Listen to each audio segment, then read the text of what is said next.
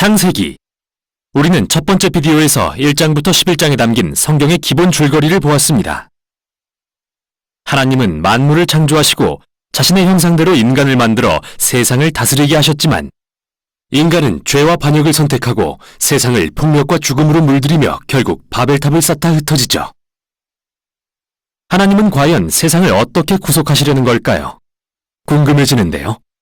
바벨탑 사건 이후 창세기의 저자는 한 사람의 족보를 따라가기 시작합니다. 아브람, 후에 아브라함으로 알려질 사람이죠. 12장 서두에서 하나님은 아브라함에게 한 약속을 하시는데 이로써 완전히 새로운 이야기가 펼쳐집니다. 하나님은 아브라함에게 고향을 떠나 언젠가 그의 소유가 될 가나안으로 가라고 하십니다.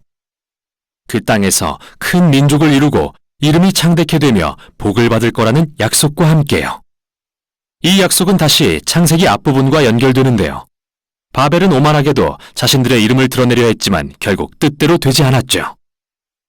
그런데 자비의 하나님은 별 볼 일 없는 아브라함을 불러 이름을 창대케 하겠다 하십니다. 아브라함에게 주시는 이 복은 하나님이 맨 처음 인류에게 주셨던 복을 떠올리게 하는데요. 왜 하나님은 아브라함과 그의 자손에게 복을 주시는 걸까요? 그분의 약속 맨 마지막에 답이 있습니다. 땅의 모든 족속이 너로 말미암아 복을 얻을 것이라.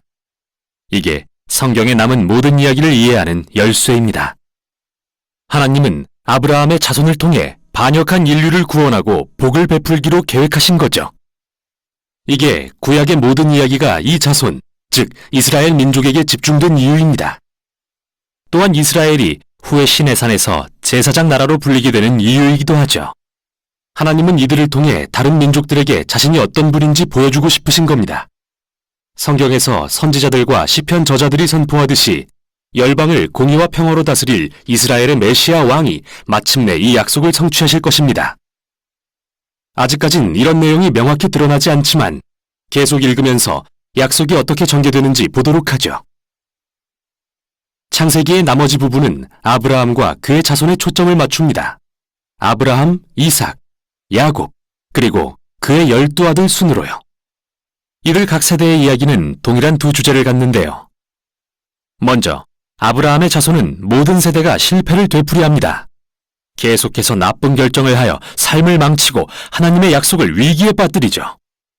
그러나 변함없이 신실하신 하나님은 반복되는 실패에도 불구하고 그들을 구해주십니다. 그들을 통해 열방이 복을 얻을 거라는 약속도 다시 확인해 주시고요. 아브라함의 이야기입니다. 하나님은 아브라함에게 큰 민족을 준다 약속하셨지만 그는 예쁜 아내 때문에 자기 목숨을 잃을까 2번이나 겁을 먹습니다. 심지어 부부가 아니라고까지 해서 이게 결국 모든 문제의 원인이 되고요.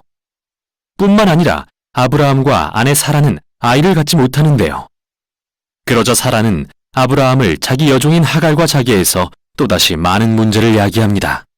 하지만 하나님은 매번 아브라함을 구해주십니다. 15장과 17장에서는 심지어 아브라함에게 언약, 즉 공식적인 약속을 맺으십니다. 매우 유명한 장면이죠.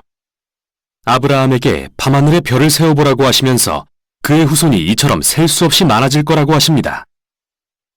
자식도 없고 앞으로도 그럴 가망이 전혀 없어 보이지만 아브라함은 하늘을 보며 하나님의 약속을 신뢰하죠.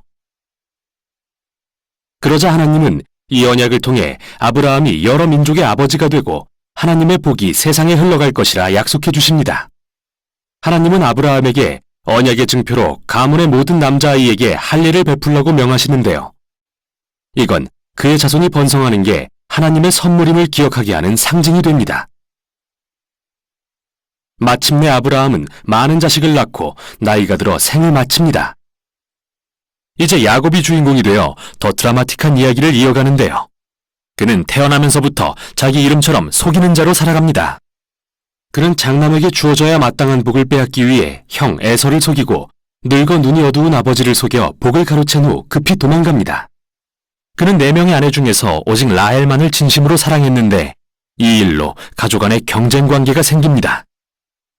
야곱이 낮아진 단 하나의 사건이 있다면 삼촌 라반이 수년간 그를 속인 것입니다. 이제 상황은 완전히 역전됩니다. 겸손해져서 고향으로 돌아온 야곱은 아주 이상한 이야기 같지만 자기에게 복을 달라고 조르며 하나님과 씨름을 합니다. 역시 사람은 쉽게 변하지 않는가 봅니다. 그러나 야곱의 결단을 존중하신 하나님은 그에게 아브라함의 복을 베푸시며 이름을 하나님과 겨루어 이기다는 뜻의 이스라엘로 바꿔주십니다. 이제 창세기 마지막 부분에 이르러 야곱의 아들들이 등장하고 이야기는 절정에 이릅니다. 야곱은 11번째 아들 요셉을 다른 아들들보다 사랑해서 이런 특별한 옷을 지어 입히는데요. 이런 요셉을 미워한 10명의 형들은 그를 납치해서 죽일 계획을 세우지만 결국 이집트의 노예로 팔기로 결정하고 거기서 요셉은 감옥에 갇히게 됩니다. 정말 부끄러운 가족 아닌가요? 그러나 하나님은 요셉과 함께 하십니다. 요셉이 감옥에서 풀려나도록 도우시고 바로 왕이 그를 이집트의 총리로 세우게 하시죠. 요셉은 심한 기근에서 이집트 민족을 구하고 형들과 가족도 굶주림을 면하게 하는데요. 우린 여기서 다시 한번 아브라함 자손의 어리석음과 죄가 하나님의 신실하심과 만나는 것을 봅니다. 형들의 악함조차 생명을 구하는 데 쓰시는 신실하심을요. 실제로 요셉은 창세기 끝부분에서 이렇게 말합니다. 형들은 악을 꾀했지만 하나님은 그걸 선으로 바꾸사 많은 생명을 구원하게 하셨어요. 이 말이 전략적으로 창세기의 맨 끝에 나오는 이유는 단순히 요셉과 형들의 이야기를 넘어 창세기 전체를 요약하는 말이기 때문입니다. 창세기 3장 이후 이기적이고 악한 행동을 멈추지 않는 인간들. 그러나 하나님은 세상을 내버려 두지 않으십니다. 신실하신 하나님은 인간의 실패에도 불구하고 여전히 복을 주려 하시죠. 특히 우리는 창세기에서 여자의 후손에 대한 신비로운 약속이 어떻게 발전하는지 볼 수 있는데요. 3장을 기억해 보세요. 상처 입은 승리자가 오셔서 뱀을 짓밟고 악의 근원을 이길 거라 하신 약속 말입니다. 저자는 이제 이 약속과 아브라함의 족보를 연결하는데요. 바로 여기서 하나님이 어떻게 열방의 복을 베푸시는지 밝혀집니다. 아브라함에서 시작된 이 약속은 야곱의 넷째 아들인 유다로 이어집니다. 49장에는 굉장히 중요한 시가 나오는데요. 나이든 야곱은 죽기 전에 12아들을 불러 축복합니다. 유다의 순서가 되자 그는 유다 지파가 이스라엘의 왕족이 되고 언젠가 한 왕이 나와 모든 민족이 그에게 순종할 것이며 온 세상에 에덴 동산의 복이 회복되는 약속이 이루어질 거라 예언합니다. 이제 야곱이 죽고 후에 요셉도 죽습니다. 남은 가족들은 여전히 이집트에 거주하고요. 창세기는 이렇게 미래에 대한 소망과 약속을 남긴 채 끝을 맺는데요. 앞으로 어떤 이야기가 펼쳐질까요? 궁금해서 다음 장을 열어보고 싶어지시죠? 바로 여기까지가 창세기였습니다.